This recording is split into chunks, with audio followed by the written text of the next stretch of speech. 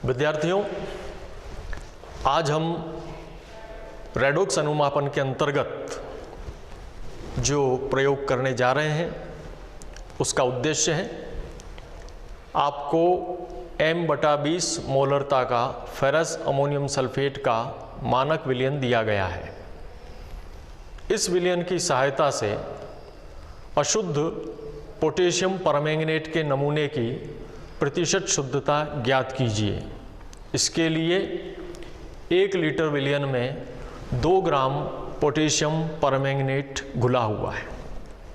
विद्यार्थियों, यह प्रयोग जिस सिद्धांत पर आधारित है वह है पोटेशियम परमैंगनेट और फेरस अमोनियम सल्फेट के मध्य अनुमापन ऑक्सीकरण अपचयन अनुमापन है। सल्फ्यूरिक अम्ल की उपस्थिति में potassium permanganate ferrous ammonium sulphate को फेरिक सल्फेट में ऑक्सीकृत करता है और स्वयं मैंगनीज सल्फेट में अपचयित होता है। यहाँ पर इनकी अभिक्रिया का समीकरण लिखा हुआ है। पोटेशियम परमैंगनेट सल्फ्यूरिक अम्ल की उपस्थिति में फेरस अमोनियम सल्फेट से क्रिया करके पोटेशियम सल्फेट बनाता है, मैंगनीज सल्फेट बनाता है, फेरिक सल्फेट बनाता है और अमोनियम सल्फेट के साथ जल के अणु का भी निर्माण करता है। ये हमने संतुलित समीकरण लिखा हुआ है, इसे आणविक समीकरण कहते हैं। इसी के ठीक नीचे हमने आयनिक समीकरण लिखा हुआ है। इस आयनिक समीकरण में जो आयन अभिक्रिया में भाग ले रहे हैं, जिनका ऑक्सीकरण अपचयन हो रहा है, उनको यहाँ पर दर्शाया गया है। परमैंगनेट आयन फेरस आयन को फेरिक आयन में परिवर्तित करते हैं और स्वयं Mn2+ आयन में परिवर्तित हो रहे हैं। इन समीकरण के अंक होते हैं, इसको हमें परीक्षा में लिखना जरूरी होता है। यहाँ पर हमने अलग से कोई सूचक नहीं मिलाएंगे। पोटेशियम परमैंगनेट अपने आप में स्वयं सूचक है जो अंतिम बिंदु पर रंग परिवर्तन करेगा रंगहीन विलयन से हल्के गुलाबी में। विद्यार्थियों, अब हम इस प्रयोग को कर देखते हैं। सर्वप्रथम हम ब्यूरेट के अंदर बोतल B में भरा हुआ पोटेशियम परमैंगनेट का विलयन इसमें भरेंगे। ब्यूरेट के अंदर हमेशा माध्यमिक विलयन भरा जाता है और पिपेट के द्वारा हम मानक विलयन और अज्ञात विलयन को लेते हैं। जब डबल स्टेज टाइट्रेशन होती है तो मानक विलयन और अज्ञात विलयन दोनों से हम टाइट्रेशन करते हैं, अनुमापन करते हैं। और जब सिंगल स्टेज टाइट्रेशन होती है, जैसा कि हमारे ये कोर्स में है, तब हम मानक विलयन जो इस बोतल में दे रखा है, कलरलेस रंगहीन विलयन फेरस अमोनियम सल्फेट का, उसको हम पिपेट से भरेंगे। पहले हम इस ब्यूरेट में पोटेशियम परमैंगनेट का विलयन भरेंगे। देखिए कैसे भरते हैं, सावधानी पूर्वक ऑब्जर्वेशन लें। मैंने कीप इसके ऊपर लगा दिया है। यहाँ ध्यान ये रखना है कि कीप को अगर हम बिल्कुल फिक्स कर देंगे तो विलयन भरते समय अंदर से हवा बाहर नहीं निकल पाएगी। इसलिए हम एक हाथ से या एक उंगली से इसको हल्का सा ऊपर रखते हैं। अगर हम ऐसा नहीं कर सकें तो एक कागज़ का छोटा सा टुकड़ा जिसको हम फोल्ड करके इस पर फंसा सकते हैं। जैसे हमने कागज़ का टुकड़ा लिया, इसको ऐसे फोल्ड कर दिया छोटा सा ग्रिप बना के, और इसमें यहाँ पर यूँ फंसा कर रख सकते हैं। अब हमें हाथ से यहाँ से पकड़ने की ज़रूरत नहीं पड़ेगी। अब मैं इसमें धीरे धीरे पोटेशियम परमैंगनेट का विलयन ट्रांसफ़र करता हूँ। जब हम सर्वप्रथम इसमें पोटेशियम परमैंगनेट का विलयन भरते हैं तो ब्यूरेट को इस विलयन से साफ करना जरूरी होता है। तो मैंने इसमें पोटेशियम परमैंगनेट का विलयन भरा ब्यूरेट में, और अब मैं यहाँ से कीप को हटाकर इसके नीचे लगाकर पुनः इस विलयन को बोतल में ट्रांसफ़र कर रहा हूँ ताकि ये एक बार पूरी पोटेशियम परमैंगनेट के विलयन से साफ़ हो जाए। आप देख रहे हैं कि इसमें से विलयन धीरे धीरे फ्लो होकर वापस पुनः बोतल के अंदर ट्रांसफ़र हो रहा है। एक बार साफ़ कर लेने के बाद अब हम प्रयोग करने के लिए, पाठ्यांक लेने के लिए इसमें पुनः विलयन भरेंगे। वापस उसी तरीके से हमने कीप लगाया ऊपर और इसमें धीरे धीरे हम विलयन को ट्रांसफ़र कर रहे हैं। ट्रांसफ़र करते समय ध्यान रखें कि यहाँ का नॉब बंद होना चाहिए, अन्यथा विलयन नीचे बिखर सकता है। अब हमें इसमें से इस विलयन को, नॉब को खोलते हुए धीरे धीरे नीचे की ओर ट्रांसफ़र करना है ताकि ज़ीरो पर हम इसको स्थिर कर सकें। देखिए मैं यहाँ से नॉब खोल रहा हूँ और ये विलयन इसमें से ट्रांसफ़र हो रहा है। अब यहाँ एक चीज़ ध्यान देंगे, यहाँ हमें ये सावधानी बरतनी है कि शून्य पर लाने से पहले या प्रयोग करने से पहले कीप को हटाना होगा, अन्यथा आप देखिए कीप के सहारे ये जो द्रव यहाँ पर बचा हुआ है, जो ही मैं कीप को बाहर निकालूंगा इसमें मिल जाएगा और इसका लेवल बढ़ जाएगा। देखिए ये बूंद अंदर की ओर ट्रांसफ़र हो रही है और इसका आयतन बढ़ गया। तो हमें कीप को बाहर निकालकर फिर इसको शून्य के ऊपर रखना होगा। रंगीन विलयन में हम मेनिस्कस का ऊपरी भाग पढ़ते हैं। अभी आप देख रहे हैं ये गलत रीडिंग दिखने में आ रही है क्योंकि मेनिस्कस का ऊपरी भाग इस शून्य से कॉन्साइड नहीं कर रहा है। अब सही सही साफ सुथरा पढ़ने के लिए हम क्या करते हैं, एक कागज़ लेते हैं, उस कागज़ के ऊपर से करीब 1 इंच जगह छोड़कर थोड़ा सा बीच में से होल बना देते हैं, फाड़ देते हैं उसको थोड़ा सा इस प्रकार से, और ऐसे ही दूसरी साइड से भी हम इसको फाड़ देते हैं। और इस कागज़ को अब मैं इसमें पिरो देता हूँ इस तरीके से कि हम रीडिंग आसानी से जज कर सकेंगे। ये देखिए अब मेरे ख्याल से आपको ये साफ साफ दिख रहा होगा कि ये शून्य से ऊपर आ रहा है। तो हमें इसको ज़ीरो पर लाना है। मैं बड़ी सावधानी से धीरे धीरे नॉब को खोलूँगा और इसको शून्य पर लाने का प्रयास करूँगा।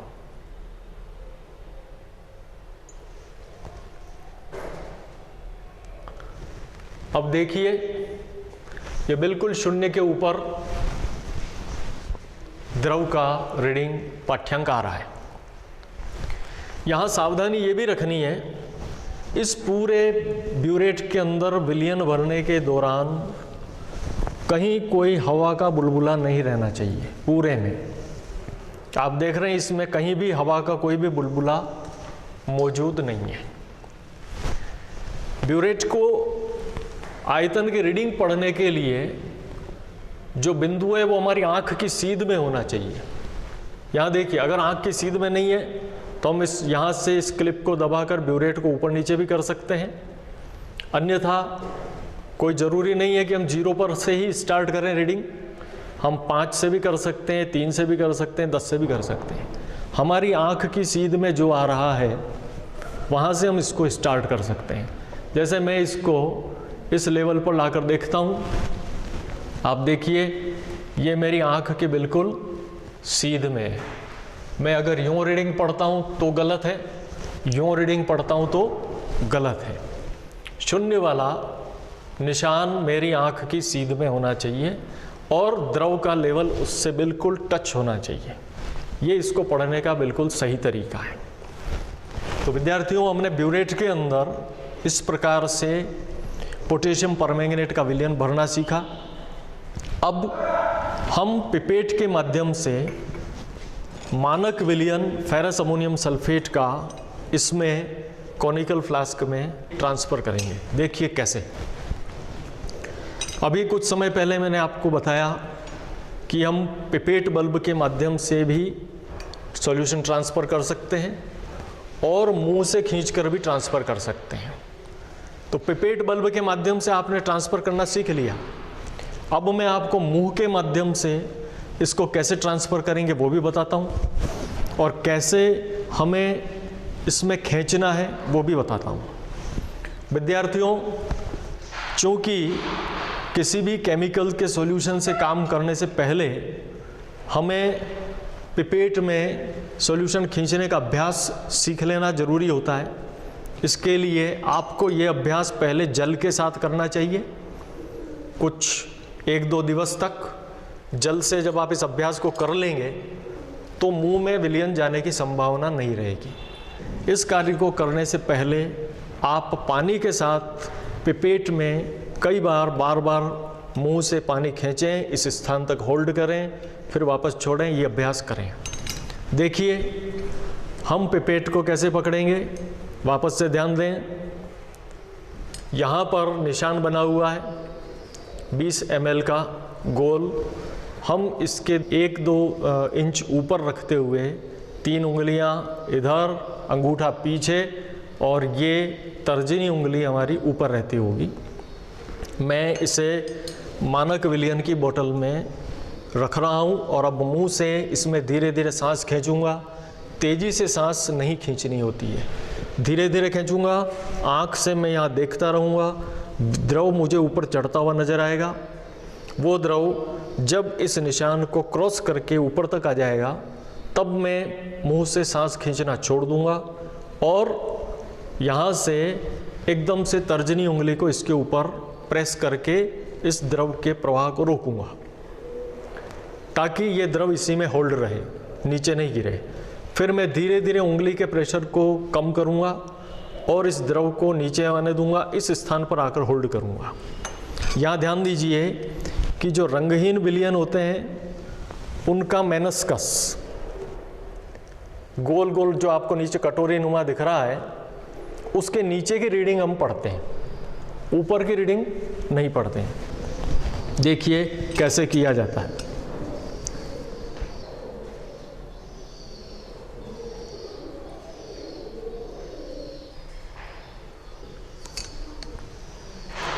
मैंने इसमें मानक विलयन खींचा है, अभी ये इस निशान से ऊपर है। मैं धीरे धीरे तर्जनी उंगली के प्रेशर को कम करके इसको नीचे फ्लो होने दूंगा। आप देख रहे हैं ये नीचे नीचे फ्लो हो रहा है। इसमें भी वही तरीका होगा। हम आँख की सीध में रखते हुए इस निशान की सीध में मेनिस्कस निचला भाग जो है वो इस लाइन से टच होता हुआ रहे, उस स्थिति में लाकर इसको रोकेंगे। देखिए धीरे धीरे फ्लो हो रहा है नीचे, और मैं वापस से प्रेशर बढ़ा दूंगा उंगली का तर्जनी का और इसको यहाँ पर रोक देता हूँ। ये देखिए बिल्कुल मेनिस्कस का निचला हिस्सा उस लाइन पर टच हो रहा है और ये एग्जैक्टली 20 ml है। इसको मैं अब कॉनिकल फ्लास्क में ट्रांसफ़र कर रहा हूँ। कॉनिकल फ्लास्क में ट्रांसफ़र करते समय हमें इसमें फूंक नहीं लगानी है, ये स्वतः ही अपने आप जितना निकलना होगा उतना निकल जाएगा। हमें इसको फूंक देकर पूरा बाहर नहीं निकालना है। देखिए ये फ्लो होकर जा रहा है अपने आप नीचे।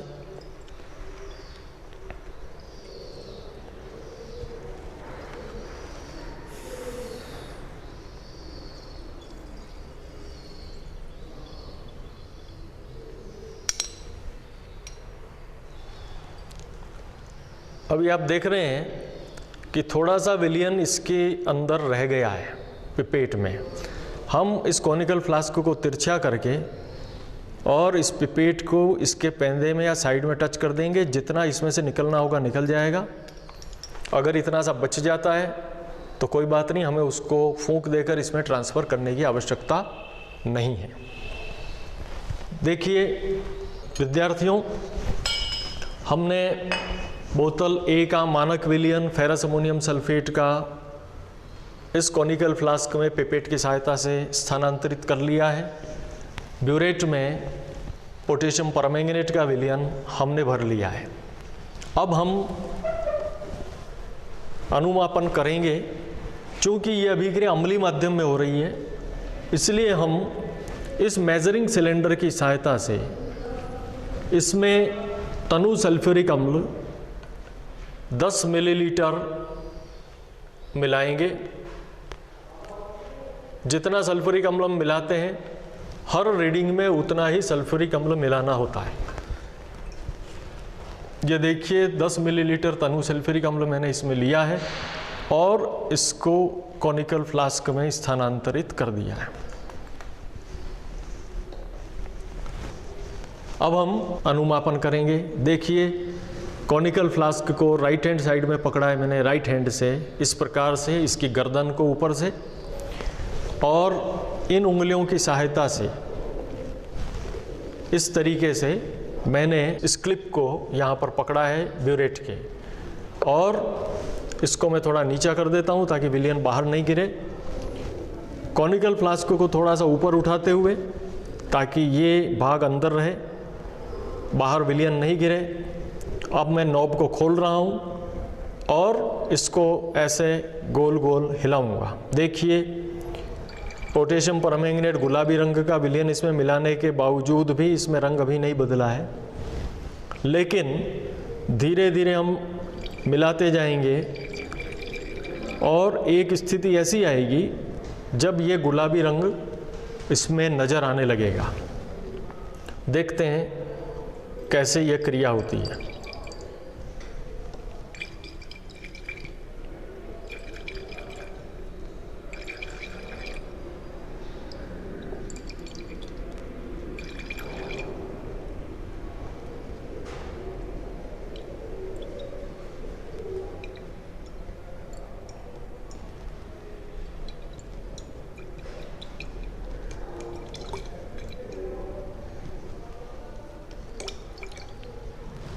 देखिए विद्यार्थियों, आपने इस कॉनिकल फ्लास्क में पहले विलयन रंगहीन था और अब ये बिल्कुल हल्के गुलाबी रंग का विलयन हो गया है। हल्का गुलाबी रंग आ जाना इस चीज़ का संकेत देता है कि अभिक्रिया पूर्ण हो चुकी है और इन दोनों विलयनों के मध्य में अनुमापन संपन्न हो चुका है। कभी कभी ऐसा भी होता है कि गुलाबी रंग आने के बाद थोड़ी सी देर बाद रंग गायब हो जाता है। तो उसका कारण ये होता है कि या तो हमने उसको पूरा इस प्रकार से हिलाया नहीं हो, या टेम्परेचर बहुत कम हो, पानी बहुत ठंडा हो। उस स्थिति में भी ऐसा हो सकता है, तो हमें थोड़ा इंतज़ार करना चाहिए। अब हम देख रहे हैं कि काफ़ी हिलाने के बावजूद भी रंग वापस से गया नहीं है, वैसा का वैसा है। इस स्थिति को बोलते हैं हम अंतिम बिंदु आना। हम इस रीडिंग को अब नोट करेंगे। आप ब्यूरेट को ध्यान से देखिए, इस पर पाठ्यांक आ रहा है 19.9। इन रीडिंग्स को हम प्रेक्षण सारणी में नोट करेंगे। हम ये रीडिंग सही है या नहीं इसको चेक कर सकते हैं। कैसे कर सकते हैं? हम इस गुलाबी रंग आए हुए विलयन में, टाइट्रेशन के बाद ये गुलाबी रंग आ चुका है, इसमें मानक विलयन जो हमने बोतल ए में भरा हुआ था उसकी 1 या 2 बूंद डालेंगे। ऐसा करने पर अगर रंग चला जाता है, इसका मतलब हमारी रीडिंग बिल्कुल सही है। देखिए मैं 1 बूंद इसमें डाल रहा हूँ, बहुत सावधानी से इस कार्य को करते हैं। अब मैं इसको वापस चेक करता हूँ। चूँकि रंग नहीं गया, इसका मतलब ये कि हमारे इस पाठ्यांक में कुछ त्रुटि है। चूँकि प्रथम रीडिंग ली है हमने, इसलिए इसको हम रफ रीडिंग बोलते हैं और इसको हम नोट करेंगे। ऐसा नहीं है कि ये गलत है तो हम इसको नोट नहीं करेंगे, इसको नोट करेंगे। फिर इसी प्रकार से 2, 3, 4 बार हम इन रीडिंग्स को लेंगे। जब 2 एक जैसी रीडिंग्स आ जाएंगी ब्यूरेट की, उसको हम यहाँ पर सुसंगत आयतन मानते हुए गणना उससे करेंगे। तो जो तरीका हमने प्रथम रीडिंग के लिए अप्लाई किया, उसी तरीके से दूसरी रीडिंग भी लेंगे, तीसरी भी लेंगे, चौथी भी लेंगे। अगर 3 रीडिंग में ही हमारे सुसंगत आयतन आ जाता है तो हम वहीं पर प्रयोग को रोक देंगे। 4 रीडिंग में आता है, 5 में आता है, 2 रीडिंग्स लगातार एक जैसी आनी चाहिए। हम इस प्रयोग को अभी पुनः करेंगे, देखेंगे कि हमारे सुसंगत आयतन क्या आता है। यहाँ एक चीज़ ध्यान दें, हमेशा प्रथम रीडिंग से अगली रीडिंग या तो कम होगी या उसके बराबर होगी। तीसरी रीडिंग ले रहे हैं तो दूसरी के बराबर होगी या उससे कम होगी। एक बार ज़्यादा आने के बाद कम और वापस से ज़्यादा आना, ये द्योतक है कि हम प्रयोग को सावधानी पूर्वक नहीं कर रहे हैं, कहीं न कहीं हम त्रुटि कर रहे हैं।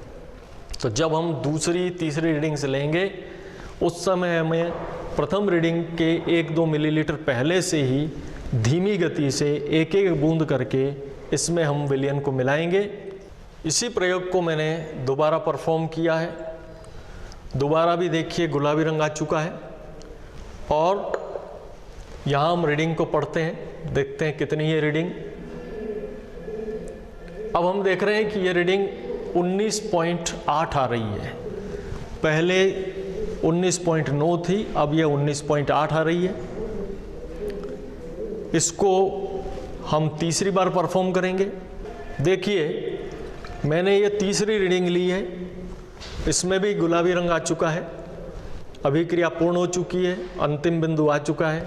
हम जरा इस रीडिंग को देखें, इसमें भी रीडिंग 19.8 आ रही है।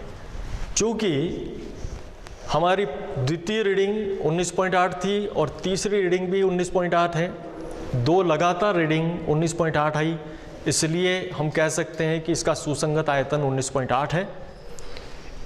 इन प्रेक्षणों को हम प्रेक्षण सारणी में दर्ज करते हैं और अब देखते हैं कि गणना के द्वारा परिणाम